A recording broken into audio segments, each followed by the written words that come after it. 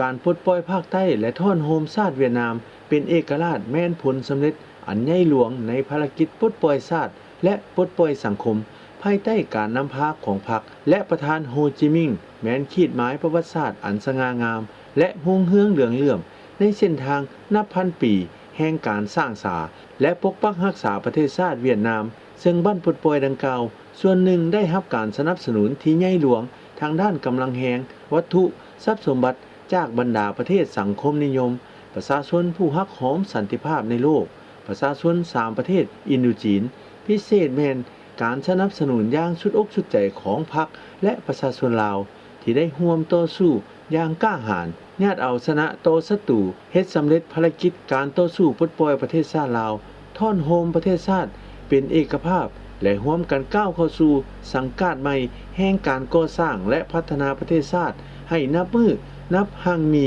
และเจริญรุ่งเรืองท่านเหวียนมิงเติมเอกอัครราชทูตวิสามัญผู้มีอำนาจเต็มแห่งสาธารณรัฐสังคมนิยมเวียดนามประจำลาวได้กล่าวปราศัยในพิธีเฉลิมฉลอง50ปีแห่งการปลดปล่อยภาคใต้และท่อนโฮมชาติเวียดนามเป็นเอกราชในวันที่22เมษายน2025ผ่านมาซึ่งมีเนื้อในสำคัญบางตอนว่าประวัติศาสตร์แห่งการพัวพันระหว่าง2ประเทศเวียดนามลาวแม้นประวัติศาสตร์แห่งการพัวพันมิตรภาพที่เป็นมูลเชื่อและการอยู่ร่วมกันบ้านใกล้เฮือนเคียงอย่างสงบสุขช่วยเหลือและสนับสนุนซึ่งกันและกันเคียงบ่าเคียงไหลต่อสู้ศัตรูร่วมกันจนสามารถบรรลุเป้าหมายปลดปล่อยชาติและโฮมประเทศชาติเป็นเอกภาพในปี 1975 ตลอดระยะ 50 ปีผ่านมาภายใต้การนำพาอันฉลาดซองใสของพรรคคอมมิวนิสต์เวียดนามการบุกโจมตีและลุกฮือขึ้นครั้งใหญ่ในฤดูบานใหม่ปี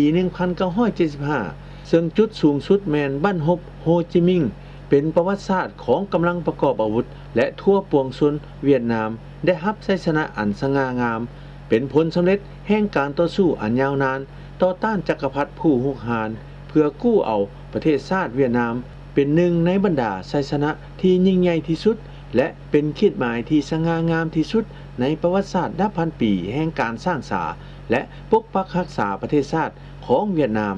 นำพาประเทศชาติก้าวเข้าสู่ยุคใหม่เป็นยุคเอกราชเสรีภาพเป็นเอกภาพสันติภาพและพัฒนาอย่างมั่นคง